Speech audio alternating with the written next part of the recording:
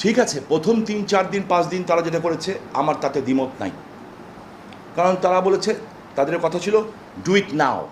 আমিও একসময় স্টুডেন্ট ছিলাম, আমাদেরও তখন বক্তব্য এটা ছিল ডু ইট নাও। ছাত্ররা লেট করতে চায় না, এটা সেন্টিমেন্টাল।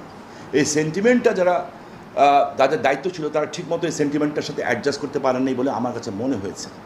ঠিক আছে, আচ্ছা, সেইখানে ছাত্রদেরও একটা দায়িত্ব আছে কিন্তু। ওকে ফাইন, একটা পর্যায়ে যে যখন স্পেসিফিক্যালি শুক্রবার থেকে শুরু হলো, একটা পর্যায়ে যে ছাত্ররা যখন দেখলো যে তাদের কাঁধে বন্দুক রেখে কি হচ্ছে, শামীম ওসমানের 26 টাকায় পুড়িয়ে দিচ্ছে, আমার কিছু এসে জানা। হ্যাঁ, আমার পেটে ভাত পড়বে না, হয়তো কষ্ট হবে, আমার যারা আমার গাড়ি ব্যবসায়ী আমরা হয়তো কষ্ট আমরা পাবো। নম্পার জ্বালিয়ে দিয়েছে, সাইনবোর্ডে পাসপোর্ট অফিস জ্বালিয়ে দিয়েছে, আওয়ামী লীগ পুড়িয়ে দিয়েছে, ব্যবসা প্রতিষ্ঠান লুটপাট করেছে। আচ্ছা, বুঝলাম,